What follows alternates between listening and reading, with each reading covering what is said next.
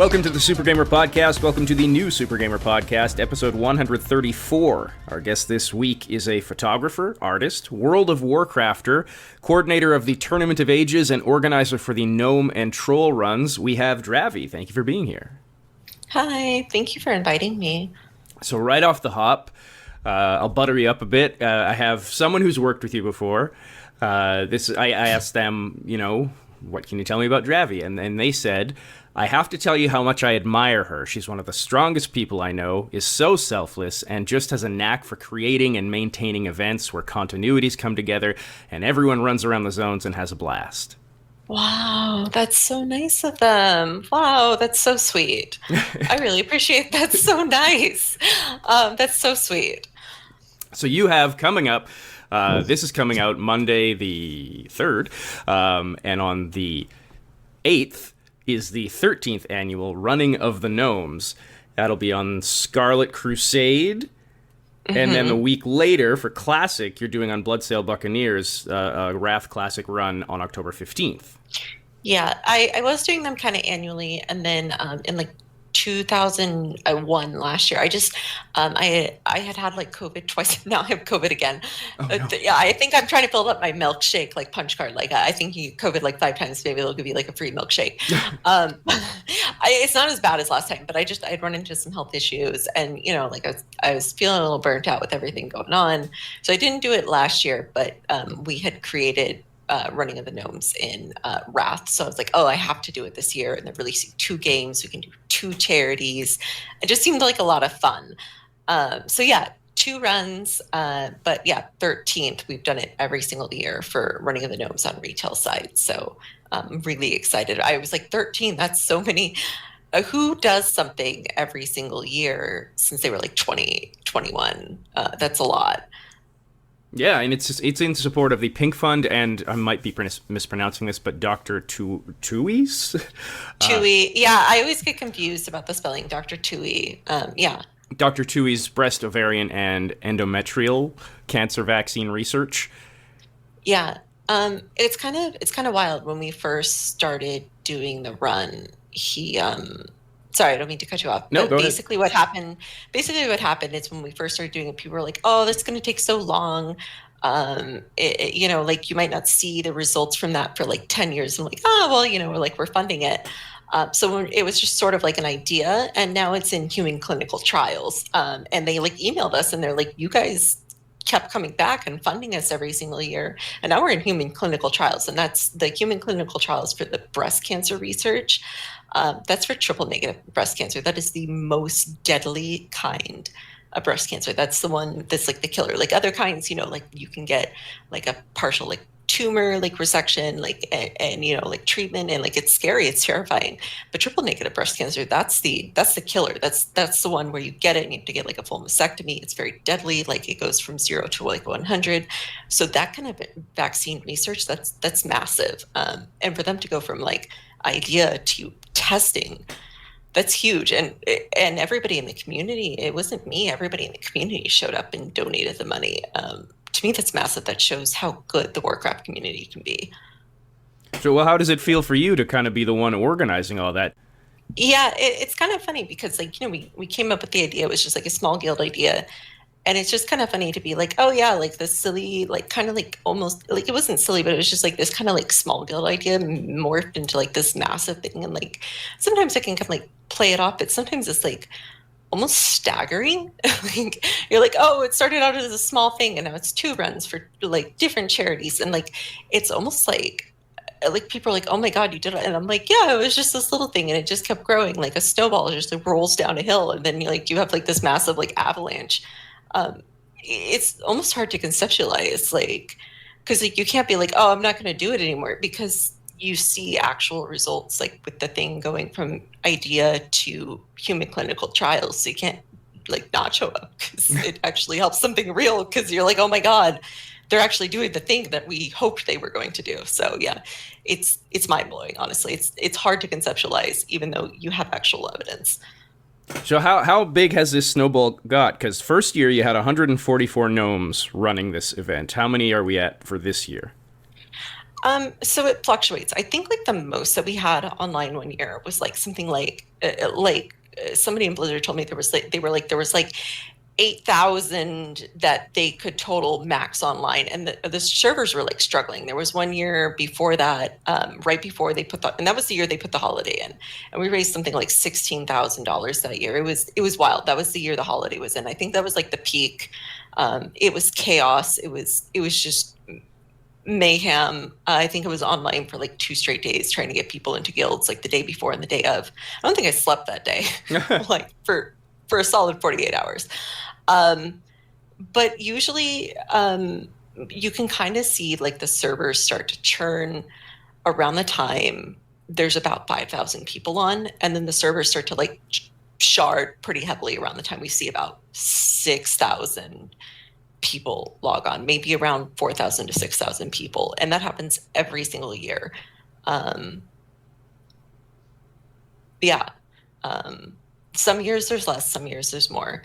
But there are statistically, there are 12 gnome guilds. I never ever kick anybody out, but we will have anywhere from 3,000 to 7,000 people on every single year. And I may actually need to create a new gnome guild this year.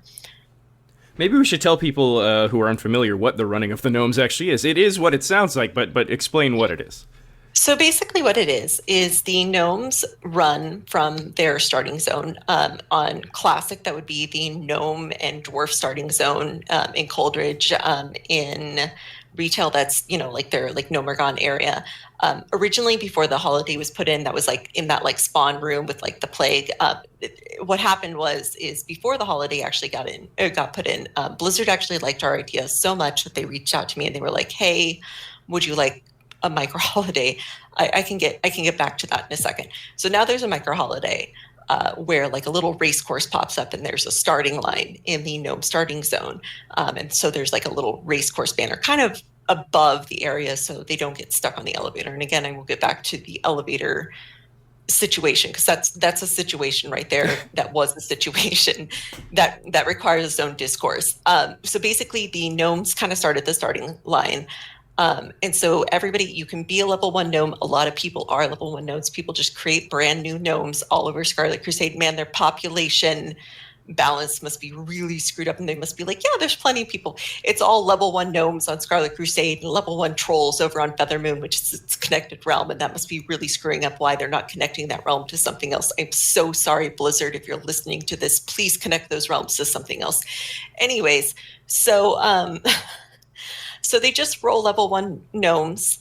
They have pink hair. That's the requirement. That's the only reason why mecha gnomes aren't invited, because they don't have pink hair. Please give them pink hair. And so they run from the starting zone to Ironforge. They take the tram from Ironforge. And yes, a lot of gnomes fall off that tram every year. I've done it once or twice, and they have to run on their little legs or use like their motorbikes. And then they go to Stormwind. From Stormwind, they run through Elwyn Forest. And then midway through Elwyn Forest, they cut down that little river where all those murlocs are into Duskwood, past all of the spiders and wolves.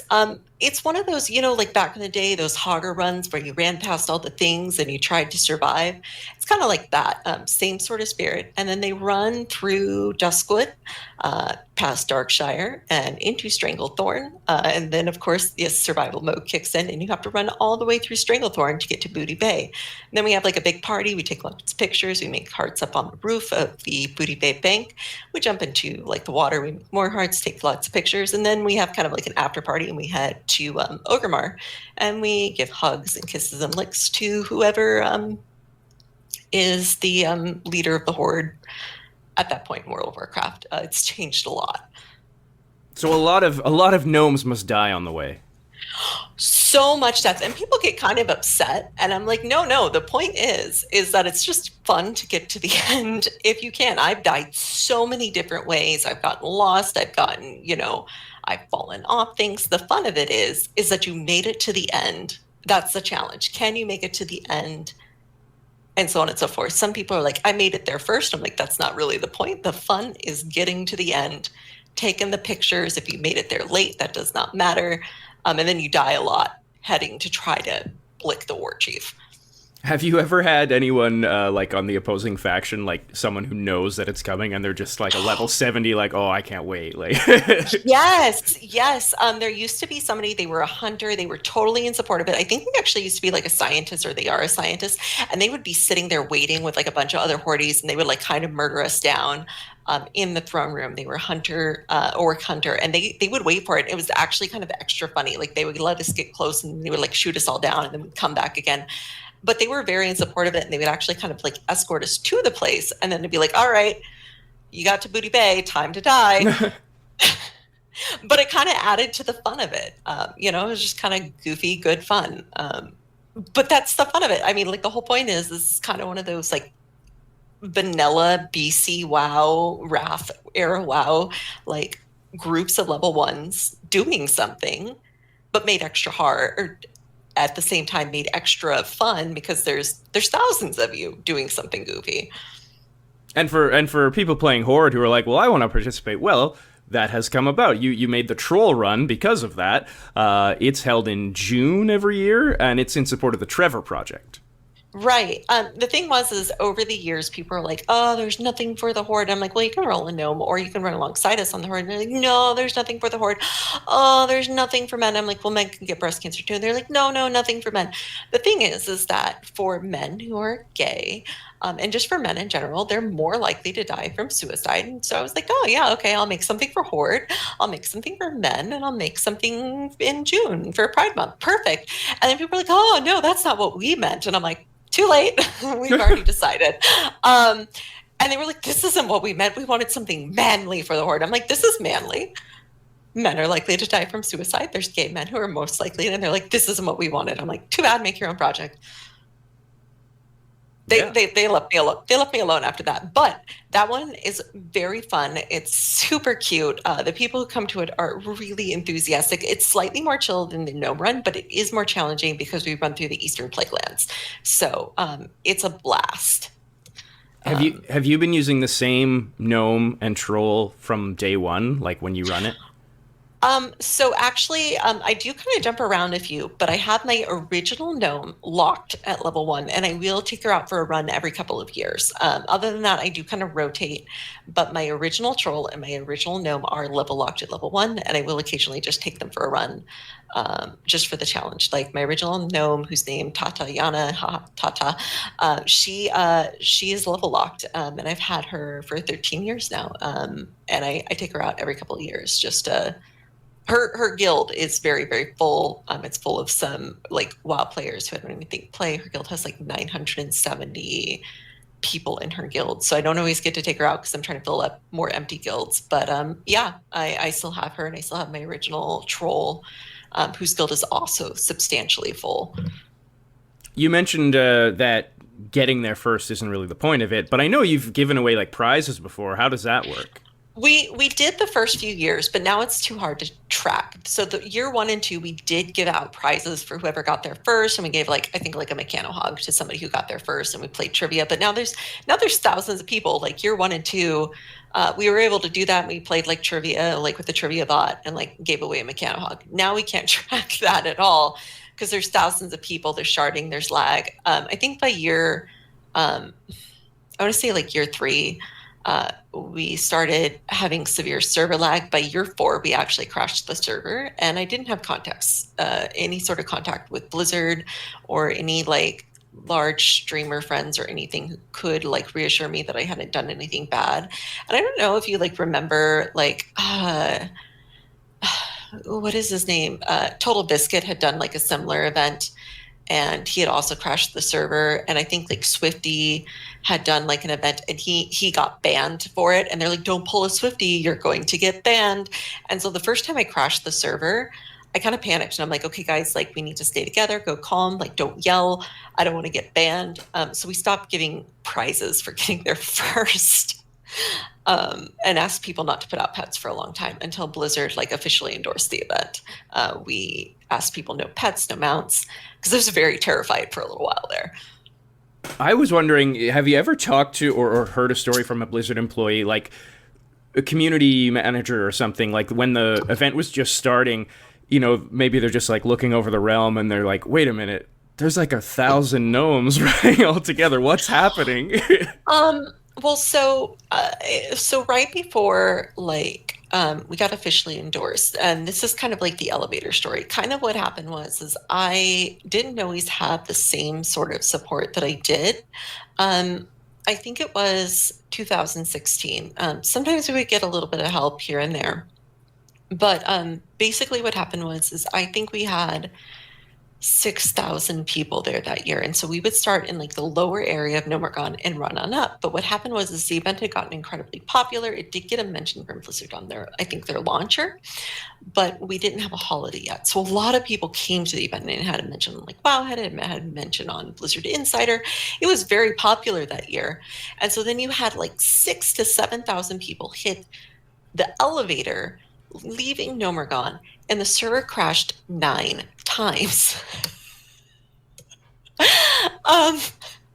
And you can imagine that there were all these server engineers trying to log in from home, and I'm getting all these DMs on Twitter, and they're like, oh my God, hold on.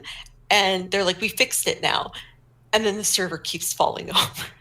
And people are yelling at me, like in game on Twitter. And I'm like, I don't know what's going on. I don't really actually have contacts. And they're like, we think we fixed it. And then it would like fall over again. And they had to like reset people back all over the place. So anyways, I got a holiday the next year. I think it was partly to kind of like fix some of the issues because they're like, this girl's going to keep holding it. And then it kind of got like mentioned by Ghostcrawler or not Ghostcrawler, who was it? Ian. He was like, and then we have events like Running of the Trolls or Running of the Gnomes where they do like unusual states of play where they force a bunch of players together.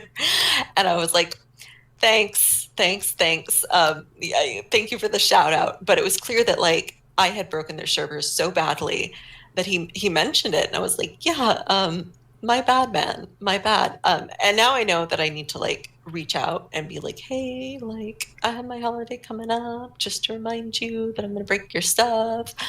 But yeah, I broke it very badly. I had never seen like so many people panicked and like people were peeing like Blizzard all over the place on Twitter because, you know, there were 6,000 people. I can't imagine all the places they were shouting at them. I felt so bad about that. and like we made it like a whole 2 minutes before everybody hit that elevator trying to leave. Because when you leave the Nomergon starting zone, you actually phase into a new zone, but kind of like seamlessly without any sort of load. Like there's no loading screen. So we basically were breaking the server. Any sort of server engineer listening to this is probably like internally screaming at the concept of 7,000 people just going zone to zone. And if they hadn't fixed it, we would have also gone into Ironforge and broke things as well. Congratulations. Yeah. So now they're always aware of the event in advance. And yeah, I tried my best to communicate. Yeah. This is a total tangent, and I'm sorry for talking about myself here, but when Oh, no, when I go was ahead. coming up with that question, it reminded me when I was in high school, I was in musical theater because I'm a nerd, and we had like a retreat every year where everyone in the cast would go, you know, spend the night at like a camp or whatever, and blah blah blah, team building. So we had like 100 people in the total cast, but my group of friends, we were huge fantasy nerds, so we somehow convinced all 100 of them to do a LARPing thing. And we got like 50 people on one end of the field, 50 people on the other, and just charged each other and like pretended to have a battle.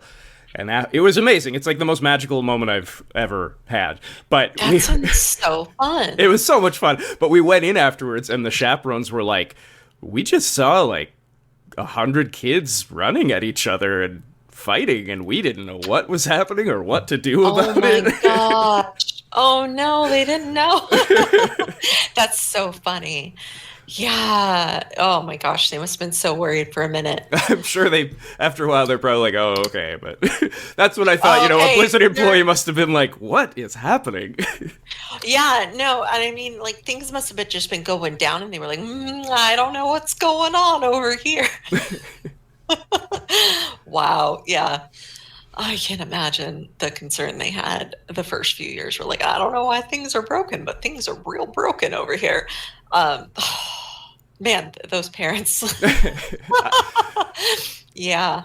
I think it'd be funny from because you play on role playing servers and you're really into role playing. I think it'd be funny from that perspective as well if you were a player who didn't know what was going on and suddenly you look and 1,000 gnomes are running at you and you're like, oh my Well, gosh. well, yeah, that's the other thing. So Scarlet Crusade, it's not really much of an active role-playing server, but when I started this in Wrath of the Lich King, we were. And so originally, like we would run past like uh, our like Elwyn Forest, our like, the inns there, they our Goldshire there, it doesn't have like the same connotation as Goldshires like on other servers. So we like would run past Goldshire there and all of the players would be like, huh, like what are they doing? And we would like gain a bunch of players there, we would gain a bunch of players in like we still gain a bunch of players in Storm, and they'd be like, I have no idea what's going on, but we're just gonna follow along. That server is much more quiet now, but players will just follow along because they're like, I have no idea what's going on, but I kind of want to see at least to find out where they're going. And they would follow along. I think the funniest thing is somebody the very first year, or 1 year, not the very first year, but 1 year, they were rolling a gnome. They happened to make a pink-haired gnome. We just invited them to the guilds thinking, because we have an add-on where we click on them and they, hold on. So like we invited them to the guild and we were like, oh, it's a pink-haired gnome, let's go. And they thought that that was just how World of Warcraft was played, like pink-haired gnomes all together, and we just run somewhere. And then they logged on the next day and they're like, where's all my buddies? Like, hello? And they logged on for like about a week looking for everyone. And they were so relieved when they logged on to our WoW and they got like an explanation. And they were like, oh, thank God, I finally understand what happened to me a year ago. Because I've been describing this to people and nobody understands. Right. No one would believe them. They were like, yeah, I logged on. There was a bunch of players. They all ran somewhere, and they're like a hogger run. They're like, no, we ran all the way to like this like weird pirate town. And they're like Booty Bay, and they're like, yeah, but there were like thousands of them. They're like, man, that makes no sense. Has Blizzard ever given you anything like in game or out of game? Um, not really for like the gnome run. No, not really. Like they. No, like I mean, they give me the holiday, so Yeah, I mean that that's was true. sweet. Yeah, I got a holiday. I think I'm like the only player who's ever gotten like a micro holiday, so that was pretty sweet. Actually, that was like a massive help. So yeah, I got a holiday. That was pretty cool. And as far as the charities are concerned, in the early days, you were supporting a different charity, but some participants expressed concern over spending habits of that organization. Yeah. Do you have to sort of keep up to date with the charities you support now? Well, yeah, like the first 2 years, like I just didn't really know anything. Like I was 20. I didn't know anything about that. And so like my friends and I, like the first 2 years, we had no idea really about like how to pick a charity, like anything like that. We're like, oh, this seems good. And then because we were getting older and like there were more people showing up, we're like, oh my gosh, we had no idea. So we started doing more substantial research into charities. And so one thing I learned is how to use charity navigators. So you can go on there, you can research, you can get things like like about their tax records. You can actually request from the charities, like how do you do your spending? How do you do this? You can get like how well like star ratings they have. And we do this for TOA, we do this for the Gnome Run, we do this for the Troll Run, and Charity Navigator is actually a great tool. If they are not like well rated, then they aren't worth donating to. Like you should be able to see like their records, things like how do they distribute their funding, how are they using this funding. You can request records from the place, like, hey, what is your like mission? How are you intending to? And the charity should be ecstatic to share this information with you if you're wanting to do a fundraiser. If they're hesitant to share this information with you, especially if you have like a history of doing fundraising, they aren't who you want to fundraise for. And that's kind of why with all 3 projects that I work with, we kind of stick with a static one where we know that they are appropriately using their funds. You And if mentioned they were to ever change that, we would switch to a different one. But currently, all 3 are doing an excellent job of being incredibly transparent about their use of funds. you mentioned TOA there. That's Tournament of Ages. That's another annual Warcraft roleplay event on the Yeah. Moonguard server. and that runs in August. It's a week of events, community activities, also a charity fundraiser, like you said. I'm confused about how it works because Oh my it's gosh. in game, right? But like I'm looking at the website and you have like art booths and like special events like pulling a sword out of a skull. Like how do you affect in game like that? Oh my gosh. So Tournament of Ages is so cool. It is, it has a very special place in my heart. I had been like kind of helping from the outside for a long time. And eventually I got invited to become a coordinator for them.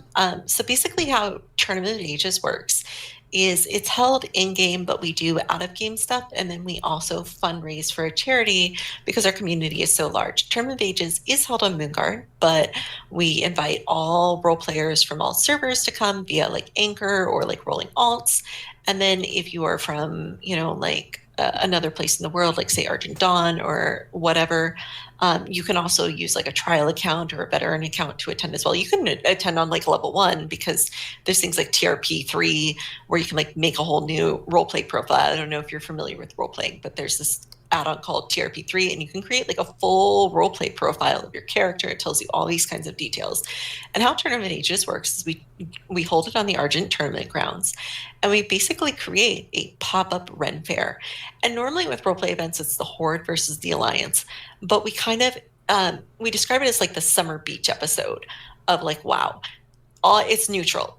Basically, everybody kind of throws all of their like prejudices away, and everybody like the booths that we hold that are like in game. Everybody kind of works together with everybody. Like we have people in those little stalls around the tournament grounds, and they will actually vend to people. One person does like an art booth where your character comes up, and she draws the characters on Twitch, and then she's drawing your character on Twitch, and then you get to keep that drawing. Another person has like items that your character can get in TRP3 and you get to role play the experience out. Actually, like a couple of people do other things where like you can adopt a pet, you can like role play purchase like items around the vendors. We actually hold an in-game date auction. It's not like a romantic date auction, it's like a friend date auction to go to our Wonder Lake ball. I'm actually one of the 2 auctioneers for that, and people will get up on stage and they'll like just say what their talents are, and people will build upwards of like $1.5 million gold for these dates, and the person going up for date gets half, and then we take half, and we use that gold as prizes for things like our jousting tournaments. We use like the in-game jousting mounts for that. We have dueling tournaments like RP dueling, like tabletop dueling. We do PvP duels and we broadcast those on Twitch, but you could see them in game. We do pet battle tournaments. We have a Hearthstone tournament. We do a lot of, and the Hearthstone tournament's fully like on Twitch. We have people like broadcasting around the streams. We do a whole fireworks show that you can get up in the stands and watch for opening and closing. It is a full-on event. It is so much fun. And then we also hold an art auction in our Discord. So artists from all over the community will submit things, and then you can bid, and the artists get like a portion of the money if they want, and then the other half of the money goes directly to Blessings in a Backpack. We also hold like a 40-man like tabletop style event in our Discord, like like D&D style tabletop, like with tokens and stuff, battles in our Discord. We're discussing another one that we're thinking about doing this year or next year in the theme of Dragonflight, which will be like a dragon riding event that's been discussed. We have like security people around, and then the Sword in the Skull event that you discussed, I actually help organize that. People will come up to the Sword and we form like a line, and basically what people do is the first day they roll 1 to 1,000, and they come up, they Okay. emote, and they emote attempting to pull the sword. And if they succeed, like say they roll 1,000, they get the sword. And so in game, they get a sword. They actually get like the sword from the pit of Saran, the weapon. But and then RP wise, they get to say that they got a special sword that fits their character. If they were like a needle worker or a medic, it could be like the medic gets a sword that automatically heals people, and then they get to be the sword wielder of 2022 or in game time. Out of game, they get this year we gave them a replica of Shadowmourne. However, if they fail, they get cursed. And that curse could be anything from they feel the need to pick up stones because they think that it's gold, or they feel the need to hop backwards every 5 steps. They feel the need to tell everybody with fur that they're a pretty kitty until they get the curse cleanse. And it's very fun. It's an incredibly popular event. People like it, A, for the chance for the sword, but B, it gives them an excellent opportunity for roleplay for the rest of the night. Yeah, that's awesome. You seem to like. I'm impressed at you're obviously finding an awesome community here. I'm obviously looking in the wrong places. I tried an RP server way back in like the vanilla days, and guess it just didn't I really. will say, as somebody who's been role playing since about Vanilla WoW, basically I created an account in 2004, and from 2004 to about BC, I role played on that, or I played mainly on that account on PvE servers. I did briefly try it with a proto version of my character, and then I created a new account. RP servers have changed very much from the early 2000s until now. They're very well developed. They have full storylines, tabletop RP. I mean, it's everything that you could possibly ever want. And I will say people should try them again if they tried them early on. I play classic, but I should check that out. I got funny enough. Wrath was the last thing I played in the vanilla days, and then I stopped. And then when they announced classic, I was like, "Oh yes, I'm Yeah. back!" And now it's Yeah. Wrath again. So hey.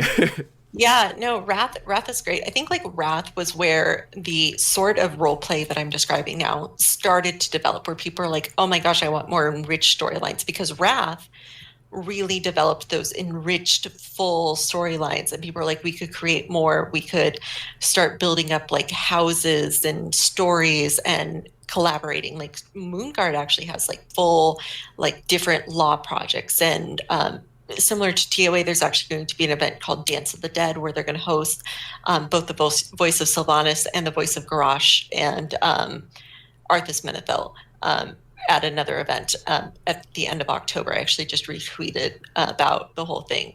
So we host events all throughout the year, and we have another one called World's Fair Carnival in spring. So we actually host events all throughout the year to really bring the community together. And World's Fair Carnival actually also raises money similar to how TOA does. So we try to host those events throughout the year, and about 4 of our coordinators actually work on World's Fair Carnival. So yeah, I really enjoy classic because it brings that back, that like feeling that you had like when you were a kid. I understand why you play classic, but retail role play has that special feeling of community. I think that's why our community raises so much money. Yeah, and I don't know if this is exclusive to classic, but another thing I wanted to ask is, like, you were a guild leader, you found this great community. Are you able to tell me how to find a guild with a good community? Because I don't want to come down on anyone, but any guild I join, it's like a matter of time before I'm like, oh, this is racist and homophobic, and I don't want to be here. Honestly, I feel like roleplay servers have the best communities. I know that sounds wild, but even when I am like, I don't want to roleplay, I think raiding guilds, because I was in a raiding guild for most of Shadowlands. That was a roleplay guild, or not a roleplay guild, a raiding guild. And I mean, they did, all the way up to heroic content, and they took it very seriously. And nobody was racist, nobody was homophobic, everybody was kind to each other. They were a great guild. I'm going back to school, and I had other stuff going on, and they were very kind. And I think that's true. Like the guild that I founded the Running of the Gnomes with, even back in 2008, 2010, we did not allow people to say, oh, that's so blank, or use like homophobic or racist terms in 2010. And that was cutting edge. People were like, why can't I say this? And I was like, because it's mean. And I think people now looking back were like, oh my God, she's right. But people didn't like that I allowed and didn't allow people to say like, oh, that's gay. And I was like, why? Like, what's gay about that? Like your closet it now has, like homoerotic feelings towards you. Like, please explain to the class. And like, they would get very mad, and a lot of people would quit my guild. But I'm glad that we stuck with that. So that's my tip. Try RP servers, because there's more likely you will run into bad apples, but RP servers are the most likely to have people who want people to feel respected. And you're going to, of course, run into bad apples or racists, but you're most likely to run into the kindest people. Yeah. I'm at the point in Wrath. I've been playing a lot, and It's so good. It's so hard to stay away from it because I have stuff to do, but oh, it's so good. it really is. But I've just like left all the chat, and it's great. Like I left my guild, I left looking for group chat, and I'm just doing questing on my own. I'm like, okay, awesome, no more noise. Yeah. Yeah, no, I would really recommend like discords. Like you can find individual discords and guilds that way, and just I would look that way. That's my number one recommendation to anybody listening. RP. I think Bloodsail Buccaneers actually had a really good Discord. I left it. I need to rejoin it. They had a really nice Discord for a while there, and I would definitely try that one. You were an editor for World of Warcraft Community Magazine. I was. You know what? I haven't thought about that for a while, but it was a fun experience. It was a great learning experience as somebody who's really into writing. There's stuff that I like look back on it. And I was like, oh, that was kind of like blah. But you know what? I was learning as a writer, and I was really enthusiastic about it. I bet you have more questions about that. Well, I was going to ask about one of your articles, which was about loot systems, and certainly in the classic era, GDKP is like a huge thing. Which anyone listening who doesn't know, it's basically like you run a raid and then you can bid on items and use your gold to get the items. Blah blah. I'm wondering how you feel about GDKP. Um, I think that it has its place as somebody who actually used to be a raid leader in RAP. So basically, the situation was in RAP is around Ulduar. I actually became my guild's raid leader on accident. We had to move on, and I was like, fine, I'll do it myself. And I wound up becoming a raid leader at 21 to a bunch of people who were far older than me. Um, and I wound up leading a guild that had three 10-mans and a 25-man, and then my server was very active. I think I always get the letters reversed, but I think that system has a place. I think it's good if you're looking for a specific item, and if you're very well geared, you can earn a lot of gold. But I think that the other systems that are more point-based individually for guilds are good. But I think that it can be bad for a server in general if that's the primary way of distributing loot to people who are undergeared, especially if people aren't gilded. I think it then becomes poor for people who don't have enough gold. Then they get undergeared and they struggle, especially like with Trial of the Crusader, because there's 4 difficulties, and in Wrath you wind up running all of those a lot, trying to get those specific, I don't know if you remember, those specific trinkets that are so good, and everybody's like, oh, I need the chalice, oh, I need the one druid trinket. You still wind up running the heroic difficulty even when you're in ICC. I can't remember the name of the heroic rogue and warrior trinket that everybody was always after. You end up needing it when you're in ICC, even still, up to, I think, like deep into heroic difficulty in ICC. So I kind of think that the gold runs,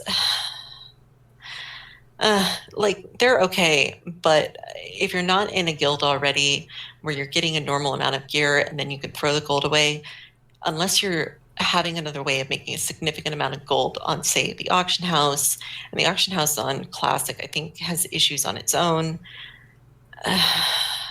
There's no way to stop it now because it's become the train on Classic. Definitely make certain that you already have a guild to get other amounts of gear through other points, like DKP. If it's DKP Reloaded, I think it's okay, but DKP also has its issues.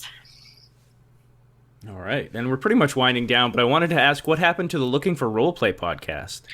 I think basically what happened is Tark and I just got really busy with real life. I loved the Looking for Roleplay podcast. It was awesome. But yeah, Tark and I both got really busy. Basically what happened is over time I started editing, or I started moderating a K-pop subreddit for a little bit, and then I wound up moving to the West Coast. But I really, really enjoyed it. And every time Tark and I are like, oh, we're going to restart it, then like he wound up getting a job where he can't do that sort of thing right now. So every time we're like, yeah, we're going to restart it. I think it might be dead now, but it was so much fun. And Tark is definitely like a lifelong friend. I still carry around a keychain lanyard that I got from when he and I actually went to the premiere of Warcraft in New York City. So he's definitely a lifelong friend. Well, if people want to check out Tournament of Ages, toawow.wixsite.com. The Gnome Run is gnomerun2022.carrd.co. The Gnome Run, of course, happening this October 8th. The classic version happening October 15th. Anything else you want to say to people out there? No. As far as TOA goes, definitely consider checking out Blessings in a Backpack because they feed a lot of hungry kids. And other than that, I really hope I see some of you this weekend and next weekend for the running of the gnomes. It was so nice talking with you today, though. Likewise, Dravvie, thank you so much. Thank you for having me.